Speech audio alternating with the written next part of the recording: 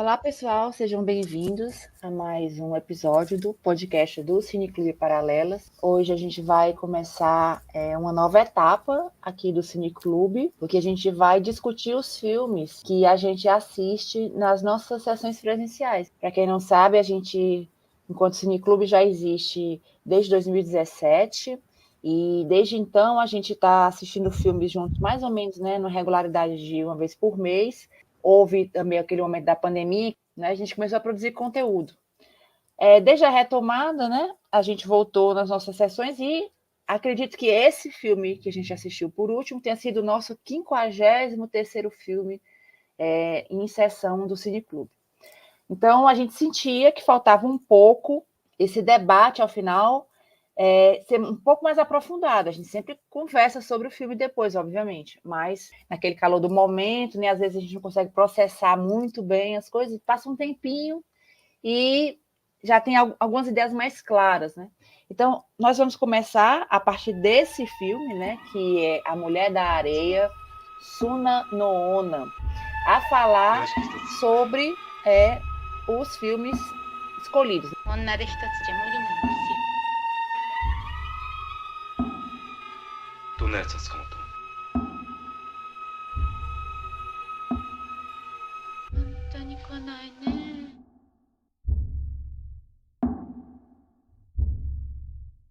もうタレチには嫌だぞ。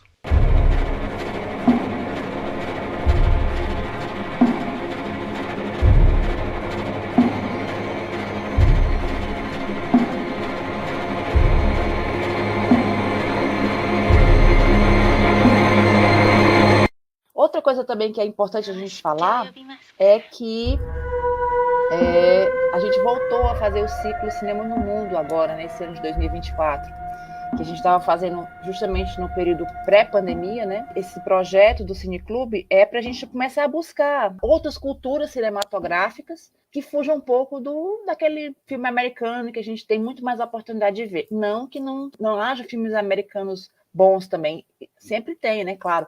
Mas a gente quer buscar justamente algo diferente. Então, nós reiniciamos esse ciclo de cinema no mundo com o filme japonês. E esse filme japonês foi uma escolha do Renato. O Renato já estava engatilhado com esse A Mulher da Areia há um bom tempo. Então, foi a oportunidade perfeita para ele falar. Então, assim, eu não me apresentei, meu nome é Aida. Vou chamar aqui os meus amigos, né, o Renato e o Wilmerson, para a gente falar um pouquinho desse filme.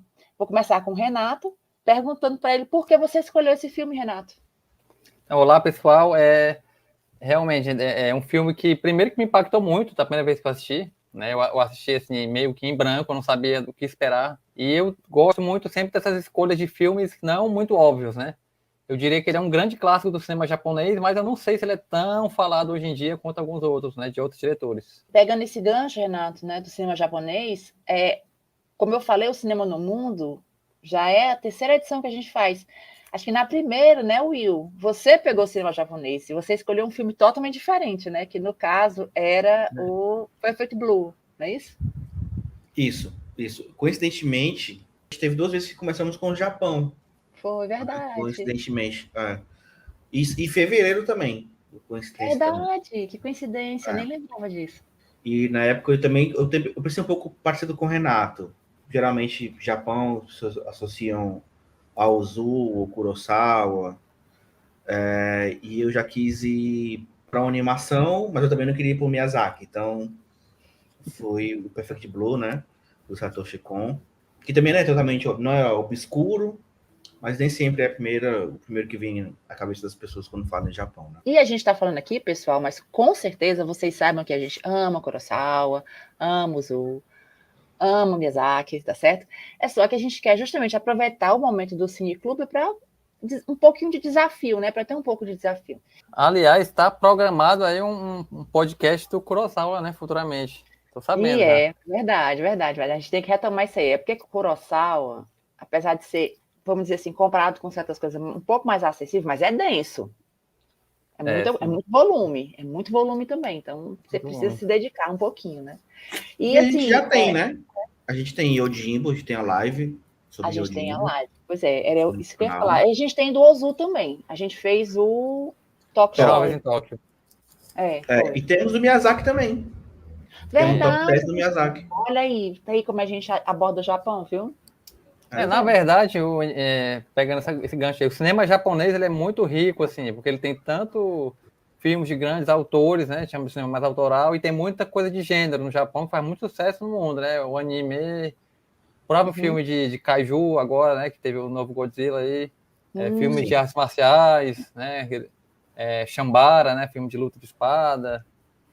Sim. E, né, é um cinema dos mais ricos, assim, e teve um auge ali grande nos anos 50 e 60, né, principalmente.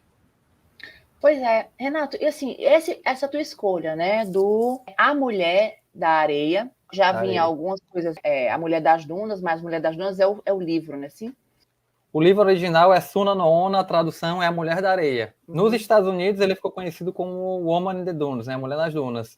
E aí esse livro foi relançado no Brasil recentemente, uma nova tradução, colocaram como Mulher das Dunas, mas o título original em português está bem fiel, é Mulher da Areia mesmo, Mulher da Areia. O filme A Mulher da Areia, ele é um filme de 1964, o romance ele é de 2 anos antes, né, o romance do Kobo Abe, ele é de 1962, e o diretor do filme é o Hiroshi Teshigahara. Acho que a gente não tinha comentado ainda aqui. Eu queria que você falasse um pouquinho para a gente em que momento esse filme se encaixa dentro da história do cinema japonês. Você até conversou um pouco sobre isso na sua apresentação do filme, né? Já que ele é de 64, então já num pós-guerra, né, um Japão já se reconstruindo há algum tempo, né? Vamos lá falar um pouquinho. O pós-guerra no Japão, né, após a saída da ocupação americana, teve o auge do cinema japonês comercialmente, vamos dizer assim, né, que foi a Era de Ouro, que eles chamam. Que o Japão começou a exportar muitos filmes e ganhar muitos prêmios em todo tipo de festival, Oscar. E aí que os grandes diretores ficaram famosos, Kurosawa, Ozu, Mizoguchi. E aí esse filme que a gente escolheu, Mulher da Areia, ele já é uma segunda fase, né, que seria a novela e vague japonesa, né, no Berubago, que falam, né, que seria um novo cinema, já seria uma nova geração já trazendo questionamentos mais políticos, sociais, né, sexuais até. Filmes mais ousados em termos de estética, né? Que o Teshigahara era um cara que ele estava sempre procurando avançar essa questão técnica, artística. E agora é até interessante porque algumas pessoas... a Mulher da Areia às vezes é considerado o filme mais famoso no Berubago e às vezes é considerado que nem faz parte do movimento, porque ele é um filme assim, tão diferente às vezes que não tem como classificar bem ou encaixar ele no movimento. É um filme meio único, assim.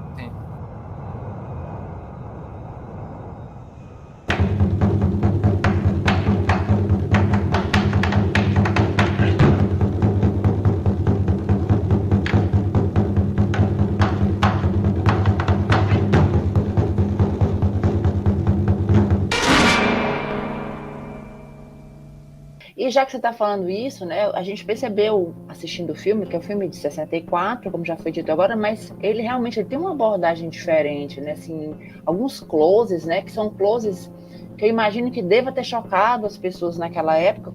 Eu acho até que a primeira imagem do filme, depois dos créditos, é um grão de areia, só que bem aproximado. Você vê aquilo, você não sabe que aquilo é uma criatura, é uma coisa... E aí ele vai afastando aos poucos, até você ver que aquilo ali é só um grãozinho de nada, né? Vou querer primeiro falar um pouquinho da sinopse, rapidamente, para não... Até que ponto seria interessante falar da sinopse, né? Tem essa questão também. Pois é, mas uma sinopse bem superficial. Nesse momento ainda não vai ter spoiler, não, mas logo vai ter. Mas o que a gente vai dizer? Que o filme ele vai tratar de um entomologista, ele se especializou em insetos da areia, do deserto. E ele está fazendo uma coleta em um lugar distante, perde o transporte da volta e é orientado a ficar numa casa que tem lá próximo que pode dar acolhida para ele. Naquele momento, ele vai entrar em contato com uma mulher que mora sozinha nessa casa. A gente falou sinopse, eu acredito que essa sinopse tenha sido realmente o máximo que a gente pode falar sem ir para o campo do spoiler. Eu não queria deixar de falar sobre isso, porque o Renato fez um comentário a respeito de um zoom no começo do filme, bem no começo do filme, em que você vê um grão de areia tão próximo que você não sabe se é areia ou se é um animal. E eu acho que essa questão da organicidade da areia vai ser uma tônica do filme todo. Então, assim, em muitos momentos a areia vai ter comportamento no filme como se fosse um ser vivo. Às vezes ela vai ter comportamento de água, ela vai fluir, né? Então isso é muito interessante. Então, desde o começo, acho que está pensado no filme aí. Eu acho que também tem essa questão de inspecionar algo, né? De tratar algo assim, dar esse zoom, super um zoom assim. Tem um pouco a ver também com o que ele faz, né? O entomologista amador, que é a investigação dos insetos, né? O estudo dos insetos. E a gente também tem essa câmera muito próxima dos insetos, às vezes, esse plano bem detalhe de partes dos insetos. E que depois, lá na frente, vai ter algo parecido com os corpos também, né? Deles também, né? Do protagonista, Exato. pescoço, da mulher. Então, eu acho que essa investigação, que começa com a areia, né? Ela vai se transmutando, né? A gente vai para os insetos, depois para as pessoas. Uma leitura um pouco mais filosófica, a gente pode ver também que seria uma forma dele... Até o que ele vai trazer depois com os personagens, né? Que ele está mostrando aquele grão imenso, né? E aí ele vai, a cada corte, mostrando ele mais distante, até virar um nada no meio do... Ele quer mostrar talvez a insignificância da coisa, né? Que vai ser levado para o ser humano depois. Pronto, a gente ainda não entrou no campo do spoiler, mas isso aí que Renato pontuou agora é importante sim, porque é um filme que tem um caráter muito filosófico, muito a questão existencialista, tem muita alegoria também no filme. Bem no começo do filme, o personagem, ele fala que tem um desejo de descobrir uma espécie de inseto para que o nome dele seja colocado em um livro, porque ele quer essa notoriedade. Essa busca realmente pelo que diferencia a pessoa do outro, algo que transcenda a própria existência, essa notoriedade, vai estar no filme de alguma forma. Isso vai também caminhar para essa questão realmente de que é que dá significado para a sua vida. Assim. Tem uma outra questão também, logo no começo, que não fica muito claro no filme, no livro talvez detalhe um pouco mais, que assim, ele parece estar um pouco desgostoso com a sociedade onde ele veio, Tóquio, né, principalmente. Parece que ele tem um flashback de uma mulher que aparece numa montagem. Você vê que aconteceu alguma coisa ali para ele meio que estar isolado ali. É verdade, Renato. Ele reclama assim. Eu tentei rever o filme, porque eu vi essa observação em um dos vídeos que a gente estava compartilhando, que ele vinha de um divórcio. Aquela mulher seria realmente aquela está sempre em segundo plano, né? Ela está em planos diferentes dele sempre. Às vezes ela está na frente, ele está atrás, mas ele estava saindo de um divórcio. Mas eu não me lembro de ter visto essa informação no filme. Eu vi num vídeo, eu acredito que talvez no livro tenha. Não fica claro no filme, mas você entende que aconteceu algo. Aconteceu algo. E ele está se queixando de contas a pagar, de muitos documentos na sociedade, né? Que tem que ter licença para todo tipo de coisa. Dentro do que acontece, ele encontra essas pessoas que orientam ele a procurar aquela casa ali você vai poder passar a noite. E ele desce por uma escadinha, porque a casa, ela não está simplesmente a casa lá no areal, ela está dentro de um buraco, como se fosse uma cratera, né? Toda cercada realmente de areia. E uma areia quase com comportamento de duna mesmo, uma areia que não tem firmeza. Né? Acho que a partir desse momento, ele entra em contato com essa mulher, e que tem aquela conversa preliminar, e ele se mostra uma pessoa assim, muito diferente daquelas pessoas que habitam aquele local. Ele é uma pessoa assim, é um professor, né? Ele se auto-intitula professor, né? Ele tem boas maneiras, ele está, né, com uma vestimenta mais moderna, um homem mais moderno, não é aquela coisa mais tradicional do Japão. Ele entra em contato com a mulher e tem aqueles primeiros diálogos. Mas a partir daí, a gente não consegue mais falar sobre sem a gente ir para spoiler.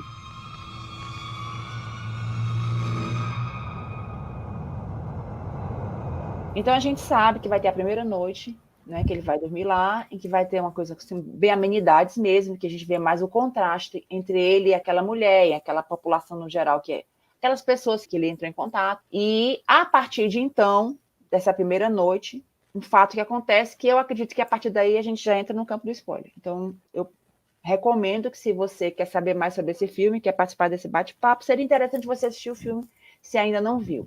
Então, quando ele acorda no dia seguinte, ele vai procurar a escadinha e não tem mais escadinha. Ou seja, é uma armadilha. Ele estava lá igual como os insetos que ele capturou, ele também está num lugar que ele não pode mais sair. Em que momento vocês perceberam que ia dar errado ali? Vocês já estavam pressentindo que tinha alguma coisa errada? Ou...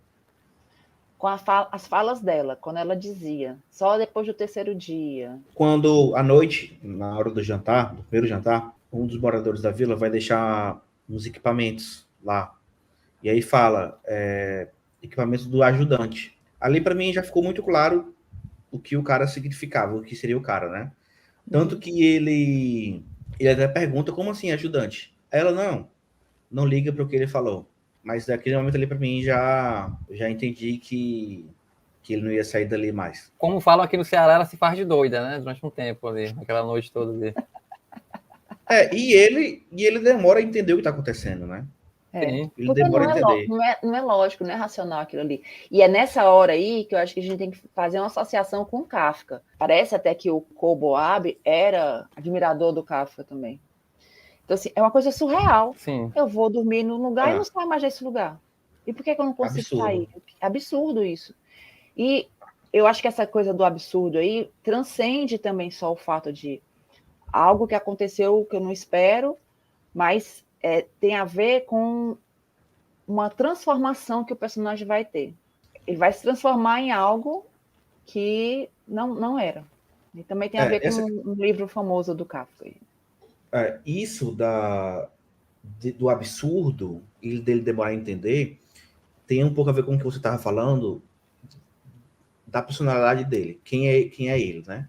Ele é um homem urbano, um homem extremamente racional, científico, e no início, mesmo após entender o que estava acontecendo, ele tenta usar de racionalidade. Ele tenta convencer a mulher, chamar os homens, para ele explicar, para ele racionalizar com os homens, mostrar ter uma troca racional, para convencer os homens a liberarem ele. E essa racionalidade dele faz com que ele tenha dificuldade de entender, de realmente entender o que está acontecendo ali no início. Verdade. E essa racionalidade também faz um contraste entre ele e as pessoas dali, né?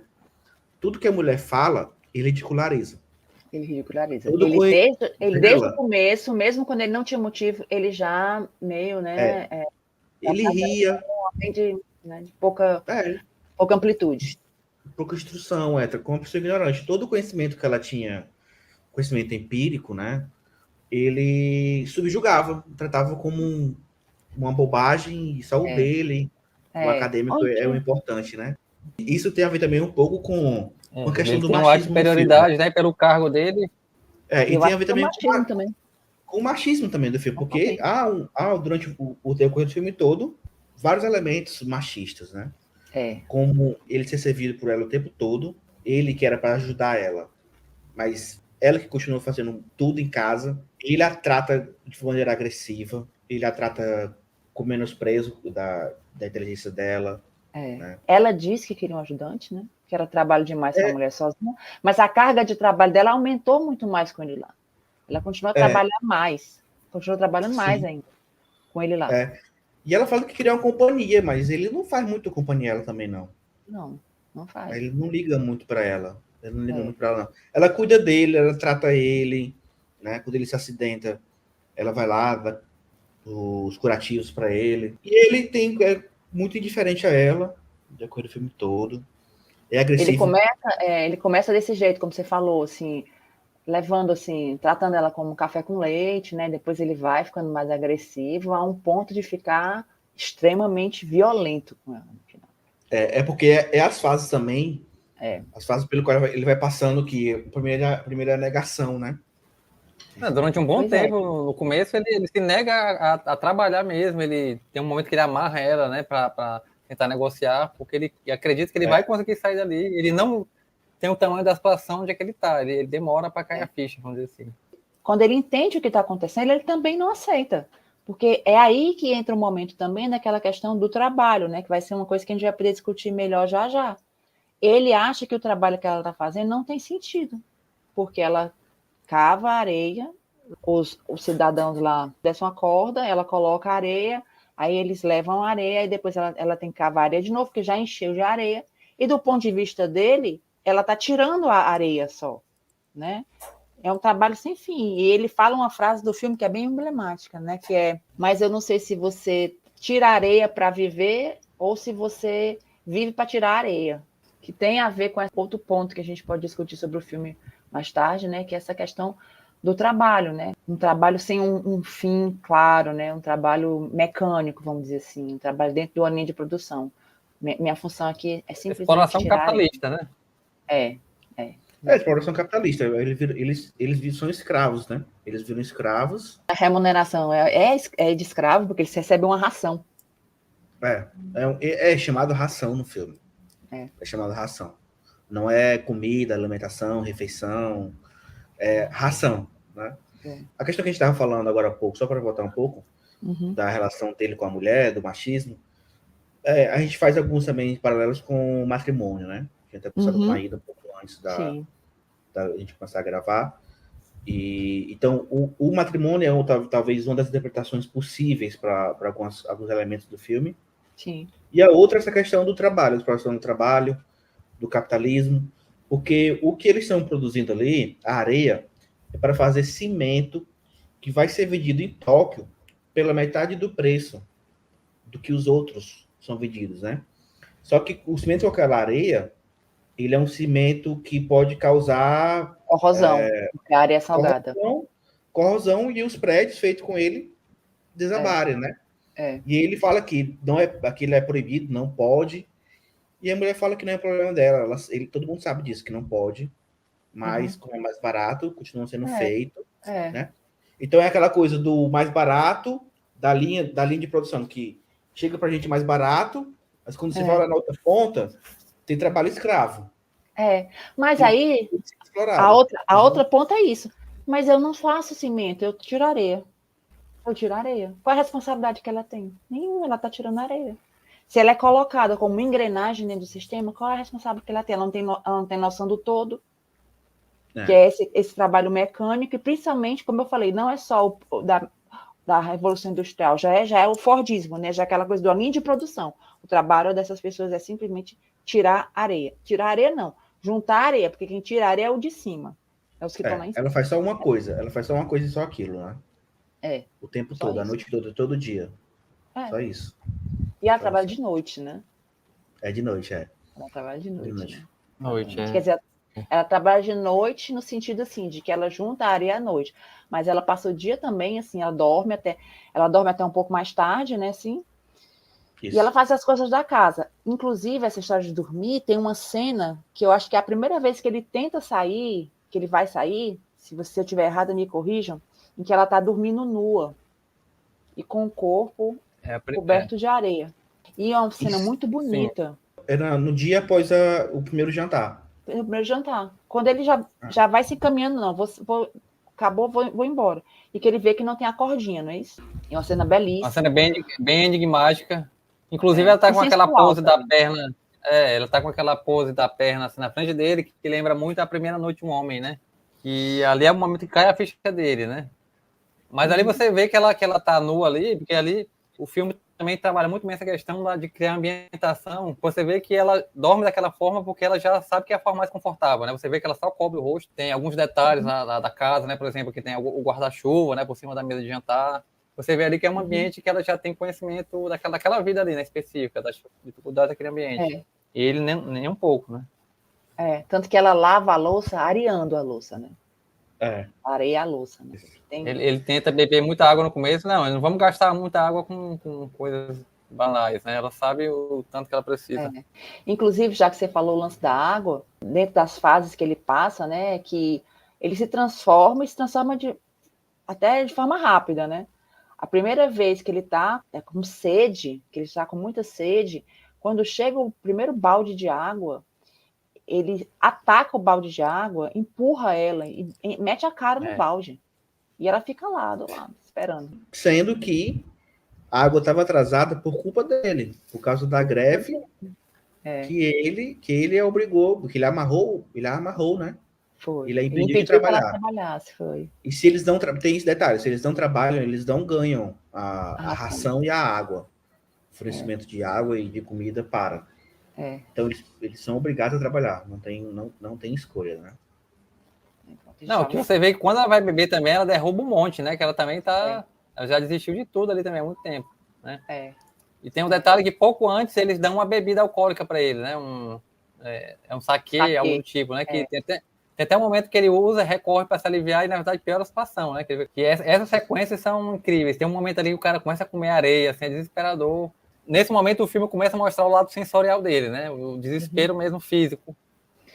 Mas a gente estava falando das fases que ele passa, né? Então, assim, ele vem, como a gente vai falando, uma negação e tal, ele não acredita que ele está acontecendo, ele começa a agir também. Ele já começa a mostrar, né, que ele é capaz de fazer coisas, né, vamos dizer assim, dentro da racionalidade, mas coisas que podem ferir o outro, né? Quando ele deixa a menina amarrada muito tempo, Isso. ela fica amarrada muito tempo. E ele mostra também que quando ele começa a cooperar, ele também é grosseiro com ela, né? Ele joga toda a raiva em cima dela, mas isso vai escalar em um momento muito dramático no filme também. Porque acho que até o Will comentou na sessão que ele reserva a grosseria para ela, mas quando ele vai falar com os algozes dele, ele é subserviente, ele bota o rabinho entre as pernas, ele tenta realmente, né, apelar para vamos conversar, vamos explicar, não sei o quê. E ele se humilha a tal ponto que, a partir do momento que ele se humilha, ele se vê no direito também de vamos agora, né, vamos pisar em cima dele, né? Eles fazem uma proposta horrorosa lá para eles, né? Para ele, no caso. Antes de a gente chegar nessa proposta, que eu acho que talvez seja até o clímax do filme, né? É o clímax do filme. Tem a tentativa de fuga dele, que é a quase mais bem sucedida, né? Uhum. É que ele quase consegue realmente fugir. Uhum. Que ele usa esse saquê para embebedar ela. Ele é embebeda, não toma, ele finge que toma junto com ela, mas não toma, ele joga fora o dele. E aí, quando ela dorme, ele verifica que ela está dormindo um sono profundo, sono pesado, né? E aí ele tinha feito um gancho com a corda, né? E a tesoura. Ele tinha manufaturado isso, e com a tesoura também, que ela tinha... Ele enganou ela e ele conseguiu que ela bem arrumasse a metódico. tesoura. Ele conseguiu que ela arrumasse a tesoura para ele, né? E aí ele foge, só que isso sem o conhecimento de geografia da região, ele fica preso em uma areia movediça, né? E nisso os homens já estão procurando ele, os homens da vila, né? Os homens que prenderam ele ali. E aí eles encontram ele e vão salvar ele. É nessa hora que eu falei que ele tem a chance ali de ser agressivo com os homens, fisicamente. De mostrar revolta, pelo menos. De mostrar revolta, que inclusive tinha pedaços de madeira ali. Eu poderia ter pego um pedaço de madeira. Se ele tivesse toda a valentia que ele estava com ela, poderia ter pego um pedaço de madeira ali e ter agredido algum deles, mas não. Fica pianinho, como a gente fala, né? Fica quietinho na dele.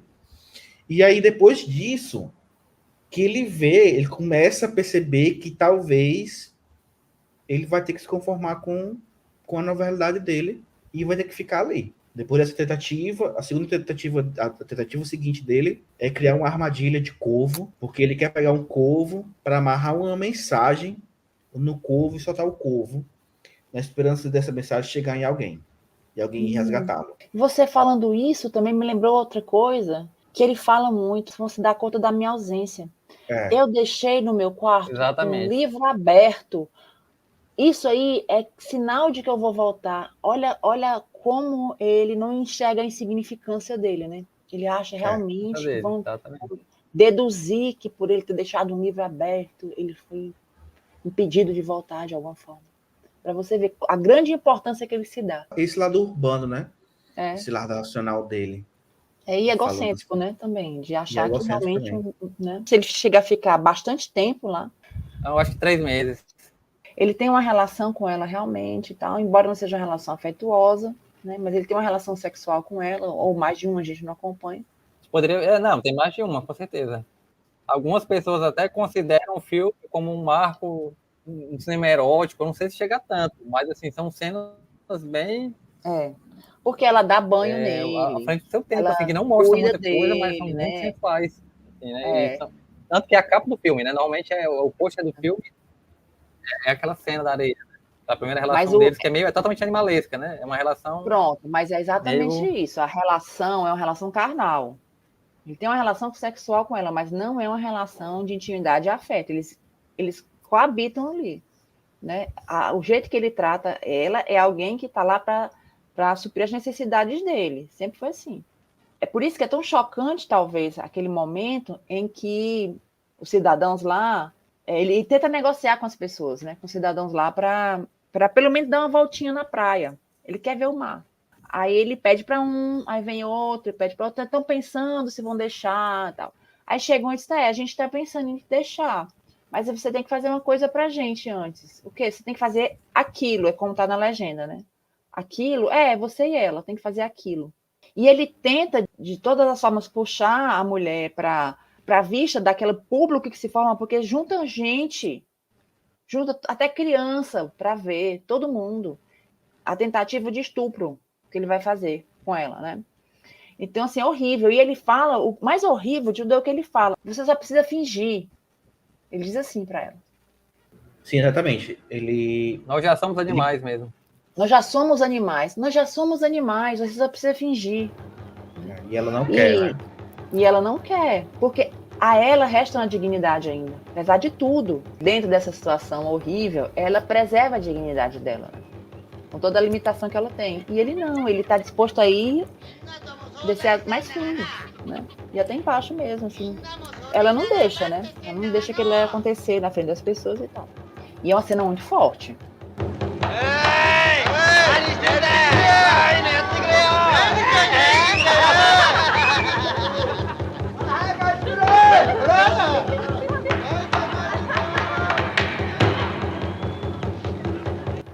Acho que todo mundo que estava assistindo lá na sessão ficou bem angustiado quando aconteceu. É uma cena... Eu acho que eu considero o clímax do filme, né? Uhum. E, inclusive, é curioso, porque é um momento que aquilo vira um circo, né? Uhum. Tem a plateia e tem a atração principal ali. E tá todo mundo de máscara, né? Uhum. As pessoas da vila estão de máscara. É quase como se elas mesmas não quisessem revelar a identidade delas pelo absurdo daquele momento, né? Por aquele momento ser tão degradante que nem elas mesmas querem admitir, né? É como se elas não estivessem ali, né? Como se elas não estivessem causando aquilo. Então elas estão de máscaras, assim, que eu acho muito curioso. E também é assustador, né? Assustador. Curioso e assustador. Vira uma coisa grotesco, meio de terror, né? Vira uma coisa meio de terror. Tá. Pra mim, aquele ali foi usado depois de 20 horas bem fechado. Eu acho que o Kubrick viu, porque o Kubrick gostava de cinema japonês, e pra mim lembrou muito ali aquele pessoal, um bando de pervertido, né, com aquelas máscaras, aquela loucura ali toda, né? E eu acho que a forma como a cena é editada, com aquela música, né, muito intensa, e tem certos momentos que tem aqueles famosos match cuts, né, que um corte de uma tomada encaixa na outra, que, por exemplo, aparece um ser lá com uma máscara muito bizarra, e aí quando ele gira o rosto, corta pro protagonista girando o rosto, meio que mostrando que ele tá assumindo aquela bestialidade ali, né? Ali ele tá se despindo de tudo que ele tinha de humanidade ali e virando um animal mesmo, né? Uhum. Eu acho muito, muito bem feito isso aí. E eu acho que é isso, né? A gente tá falando de um filme que ele passa para a questão do existencialismo, né? Que ele discute as relações de trabalho, vamos dizer, a questão matrimonial como, né, como convenções, presídio, né, como prisão, servidão, né, bastante também, mas vai chegar um ponto agora que eu também acho que é importantíssimo, porque numa dessas relações que ele está com a mulher, ela engravida, e parece que é uma gravidez, né, atópica, complicada, e ela acaba tendo problemas, e é o jeito, né, ele chamar a ajuda das pessoas lá do lugarejo para levar ela para um médico. E eu acho que ele já está há tanto tempo lá que eu fico perguntando se eles esqueceram a escada ou se eles deixaram porque eles sentiam que não precisava mais. Não precisava mais tirar a escada. Ele relembrando, para quem não lembra, né? Quando eles vão com a mulher, né? Os homens do vilarejo, eles deixam a escada, né? Original lá, a mesma escada que ele desceu, deixam lá e não tem ninguém nem vigiando, né? Ele, inclusive, acho que ele sobe, olha, não vê ninguém e volta, né? Acho que ele vai até o mar. Pois é. Ele vai até o E mar. E eu, assim, ele vai até o mar, né? na minha inocência, eu fiquei lembrando daquele filme lá, Os Incompreendidos lá do Truffaut. O Olha, final o dos mar, Incompreendidos. né? Que bonito. Mas não tem esse. Já a gente está falando de novela Wagner, né? Não tem esse final, vamos dizer assim, poético. Não, ele volta. Ele volta. Ele volta pro buraco. E Porque, aí, como a gente tinha comentado, né? O lance da armadilha do corvo. exatamente. Porque aí tem isso. Ele acaba, durante todo esse processo, ele tem essa questão da armadilha do corvo, que não pega corvo nenhum, mas ele descobre que ele consegue captar água através dessa armadilha, né? Desse buraco que está na areia. Ele descobre que ele desenvolveu um método ali de armazenamento de água. Que tem a ver com a história da capilaridade, né? Isso. E ele, racional que a primeira coisa que ele faz é fazer um gráfico de como aquilo funciona, né? Para melhorar. Ele cria uma régua, né? Então, se antes, quando ele chegou ali naquele lugar, o objetivo dele era procurar um inseto, né? Descobrir uma espécie de inseto, agora o novo objetivo de vida dele é aquela armadilha, aquele armazenamento de água, né? Aquilo vira o projeto de vida dele. Então tem essa questão existencialista aí, né? Que é você dar o significado à sua vida, né? Então, a partir daquele momento que ele encontra o significado da vida dele, ele se conforma com a situação dele, ele se conforma com onde ele está ali, então ele não sente mais a necessidade de fugir, né? Talvez tudo que ele tinha ali, ele deixou para trás. E no final, ele até fala para ele mesmo, né? Depois eu fujo. Eu vou primeiro trabalhar isso aqui e vou compartilhar isso com as pessoas do vilarejo. Eu preciso falar para alguém. O que entra aí também a questão do reconhecimento, né? Porque antes ele queria ter o nome dele... A notoriedade, né? E agora não. Agora ele quer compartilhar aquela descoberta com as pessoas. Que é até uma coisa meio de síndrome de Estocolmo, né? Porque aquelas pessoas... Porque ele agora está tratando aquelas pessoas como amigos, né? Inclusive, a mulher também acontece isso com ela, porque ela parecia ser muito conformada e ela falava que as pessoas a tratavam bem. E essas pessoas que a tratavam bem são as pessoas que queriam que o cara a violentasse. Ela é uma ilusão dela, né? Assim como no final, ele também está em estado de ilusão. A gente esqueceu de falar uma cena importante, que eu acho que é assim. Conversavam a respeito de ter um rádio. Se tivesse um rádio, eles saberiam da previsão do clima, né, do que estava acontecendo. Ele poderia ouvir notícias de Tóquio, não sei o que e tal. E ela começa a trabalhar, ela faz um trabalhinho extra lá, juntando umas continhas, fazendo assim alguma coisa de artesanato. E eu acho que essa cena é tão interessante porque ele se revolta, bate e ela derruba as continhas. E oferece a caixa dele dos insetos para ela guardar as continhas e queima a coleção de insetos dele. Porque ele acha um inseto que deixaria ele notório. Ele acha lá dentro do buraco. Mas aí ele queima. Então, nesse momento, ele está sem propósito. E casa depois com essa situação do que vai acontecer depois, que ele acha o propósito dele. Que talvez ele já tivesse sem propósito desde o começo do filme, né? Então, talvez nessa situação absurda ele tenha encontrado um propósito que ele já não tinha mais na vida dele urbana, né? E ele vai ser chocante no final, porque a gente vai saber o nome do personagem agora, nesse momento. Você se lembra que lá no começo eu falei que a gente vai saber que o nome dele é Nick Junpei, porque ele está numa lista, sim, o nome dele é publicado, na lista de desaparecidos. Ele já está desaparecido há anos. Que é quando essa cena que revela o nome dele, é logo depois dessa fala dele, que ele diz que depois foge. Aí ele fala, depois eu fujo. Só que ele não fugiu coisa nenhuma, porque a gente vê... Claro, provavelmente, aquele momento ali que ele fala isso, deve estar com um ano, talvez. Tá no máximo. Por aí. No máximo. Acho que até menos. Então, né? a gente... então, talvez até menos. E aí tem esse pulo temporal para 7 anos. Então, a gente vê que ele estava em estado completo de ilusão e que ele não fugiu coisa nenhuma. Ele realmente se resignou aquilo, né? Esse é um detalhe que foi mudado do livro, né? Que apesar que o roteiro do filme é do mesmo escritor, do Kobayashi, no livro já começa ele revelando que ele já está desaparecido há 7 anos. Isso é uma mudança, né? Que eu acho que ficou bem legal pro filme, né? Que você vai vendo se enrolando, você não espera que vai acontecer, né? Isso é revelado que ele desaparece A tal da lista já aparece no começo do livro, né? A lista de desaparecidos. É isso, legal. E assim, a gente está falando, né, desse filme que a gente já contou a história toda, que discutiu algumas, né, observações sobre o roteiro, mas a gente tem que reconhecer também que tecnicamente o filme é muito impressionante. A forma como a fotografia do filme se dá, a fotografia do Hiroshi Segawa, né, que ele mostra realmente a areia com características que a gente... E é porque a gente vive num lugar onde a nossa areiazinha também é impressionante. Sim. Mas nesse filme, realmente, ela tá, né, uma coisa incrível, né? E o próprio ambiente, né? Um ambiente de confinamento ali, que você vê. Todo filmado em locação. Olha aí. Em locação. Inclusive, as gravações duraram 4 meses. Eu imagino que for por isso. Aí. Por isso, porque eles não conseguiam ter muita continuidade, né? Trabalhar. E tem um detalhe, você chegou a ver qual foi a locação, porque eu estava lendo que não é muito comum no Japão uma praia dessa, assim, com tanta areia, um deserto, né? Não é muito comum no Japão. Isso até contribui para é mais rochoso, né?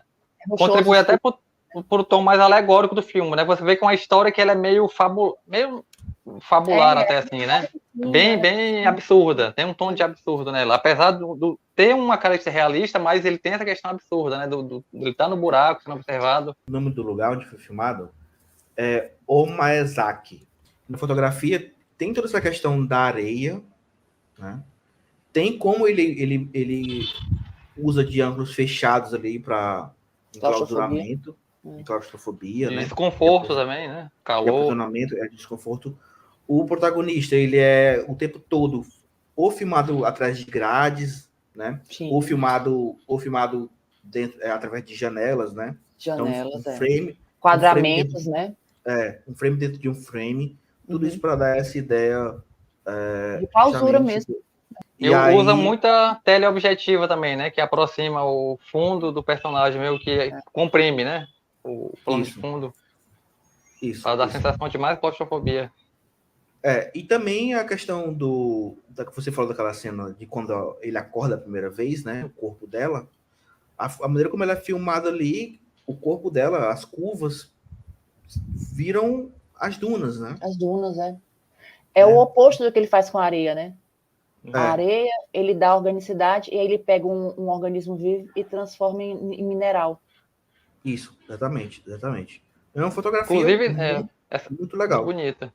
Inclusive nessa cena que ela aparece ali, em formato de duna, né? Eu acho que ele faz até um jogo de luzes, né? Que no começo tá escuro, você vê só o contorno da perna dela, né? Fazendo a duna e acende a luz, né? Outro detalhe também que não é muito mencionado, mas você vê que é um filme que ele usa muita aquela questão de fusão de imagens, que é bem avançado para a época, né? A gente fala muito do Apocalipse Now, que trouxe, e tem sobreposições, tem uma hora que ele vira para uma janela e vê uma miragem da água, né?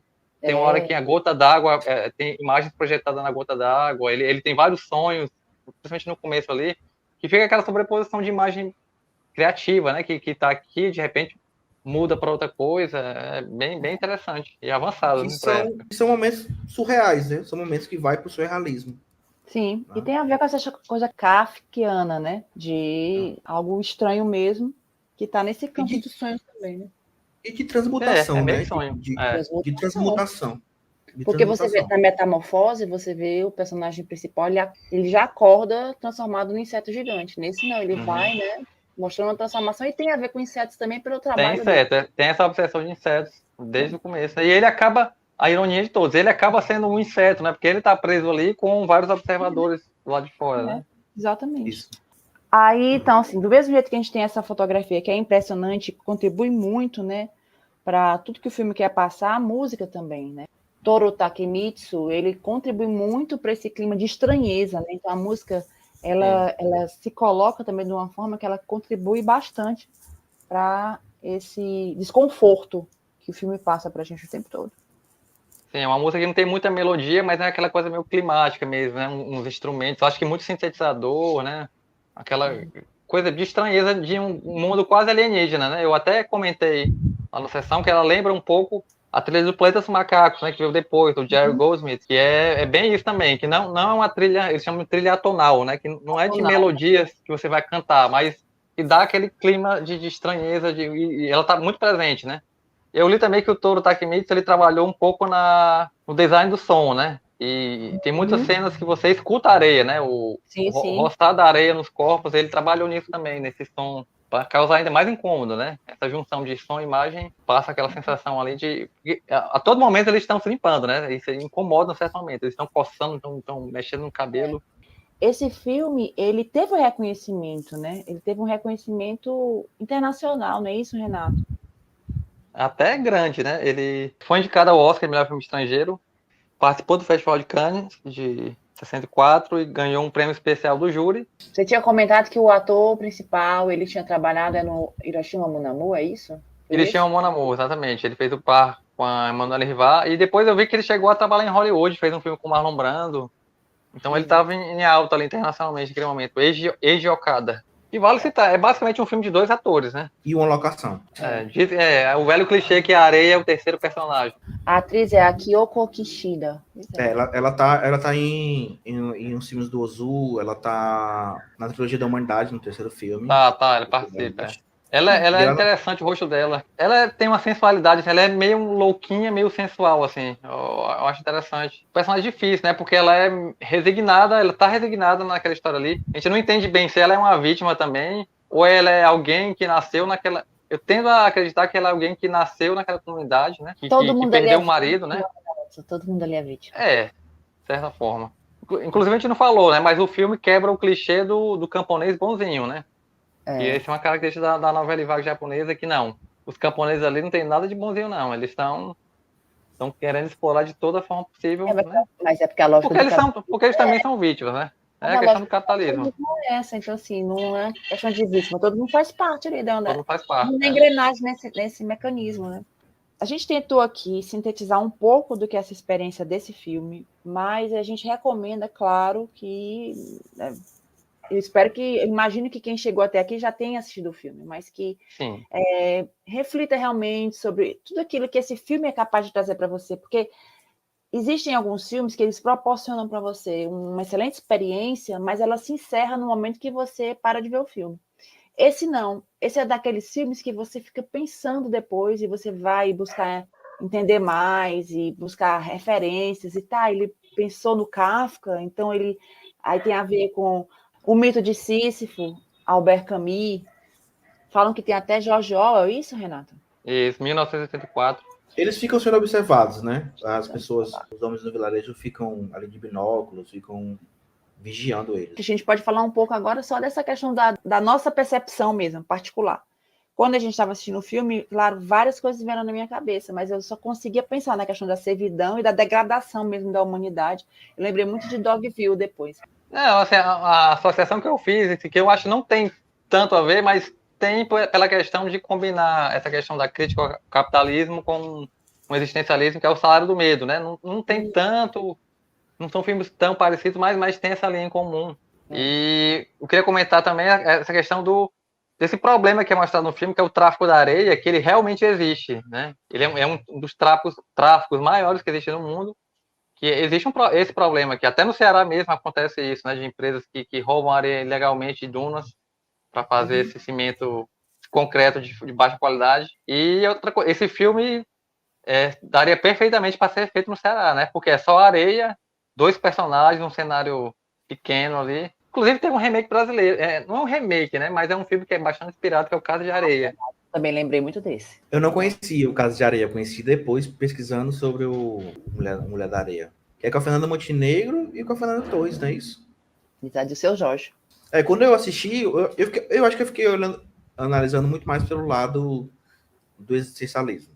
Acho que o que mais me pegou e o que mais me veio durante a exibição foi isso, sabe? Como você procura, a sua vida é um sentido, você dá um sentido à sua vida, né? E é isso. Para mim foi muito isso. Por mais absurdo que seja a história, a gente acaba se identificando, né? Porque o que não é a nossa vida, que é uma série de armadilhas que a gente entra, né? Porque a gente quer. E a gente tentando achar alguma racionalidade para tentar viver nisso, porque senão você vai ser engolido. É basicamente a vida da maioria das pessoas. Tem uma outra coisa também que é porque eu gosto muito disso em alguns filmes. Filmes onde tem comunidades que são paralelas ao resto do mundo.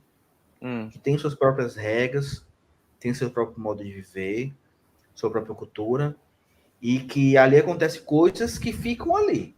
Me lembra, por exemplo, tem um filme que é Pelos Caminhos do Inferno, um australiano, que é um filme que eu quero apresentar depois no Cineclube. Que é um filme que tem isso, é uma cidade ali que acontece, lá fica, entendeu? Lembra também do vilarejo do início do Lobisomem Londres, né? Que é um vilarejo que tem um segredo, entendeu? Até Bacurau, na verdade, também tem um pouco disso, né? Então esse elemento também me veio assim quando eu estava assistindo e é algo que eu gosto muito. A Marca do Pesadelo também. Inclusive, dá a entender que eles isolam até fisicamente, né? Que aquela areia movediça foi meio que trabalhado por eles, né? Ao longo do tempo. Eles citam, né? Que muitas pessoas já se perderam ali naquele... Que é uma cena incrível também, né? Sim, e eles dão a entender que tem fuga... gente enterrada ali, né? Sim, objetos de valor. Aquela cena dele correndo com as luzes atrás das lanternas é espetacular. Outro momento de fotografia brilhante do filme. Eu sei que ele dá para ser interpretado de várias formas. É um final feliz ou um final triste? Né? Assim, do ponto de vista tradicional, ele está preso ali na armadilha, né? Mas, assim, do ponto de vista mais existencial, talvez ele esteja melhor do que ele estava no começo, né? É ambíguo, é difícil. Eu acho triste.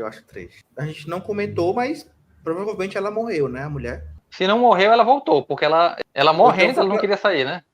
Ou então foi para outra casa. Ou então arranjaram outra mulher para ele. Outra infeliz lá. Você é otimista, eu acho que ela voltou, né? Otimista para quem, né? Eu acho que não, cara. Pelo que eu pesquisei sobre esse tipo de gravidez, viu? Então ela teve muita hemorragia. E ali eles dá a entender que eles estavam meio longe ali de um hospital, né? 2, 3 meses, né? Ela já estava ali. Pois é, pessoal, é isso mesmo, tá aí. Então, acho que a gente conversou bastante, né, sobre esse filme. Eu gostaria de pedir a você que está ouvindo e chegou até aqui, que você procure nossas redes sociais, né, o nosso perfil lá no Instagram, que a gente está sempre colocando quais são os filmes que nós vamos discutir. A gente tem também um canal no YouTube, que a gente está, né, com planos aqui para trazer mais conteúdo, né, fazer mais coisas, e o nosso podcast também, que é onde provavelmente você está ouvindo esse episódio aqui. Eu gostaria de agradecer, né, ao Renato por ter escolhido esse filme e por ter participado desse momento aqui com a gente. Valeu, Renato, muito obrigada. Valeu, pessoal, e quem ainda não viu, corra para ver Mulher na Areia. É isso aí. E também gostaria de agradecer ao Will por ter dedicado um tempinho, né, aqui para gravar esse podcast com a gente. Obrigada. Valeu, pessoal. Eu que agradeço. Sempre muito legal participar dessas gravações. Então fica aqui com a gente que tem sempre conteúdo bom, diferenciado para você. Um abraço, até mais.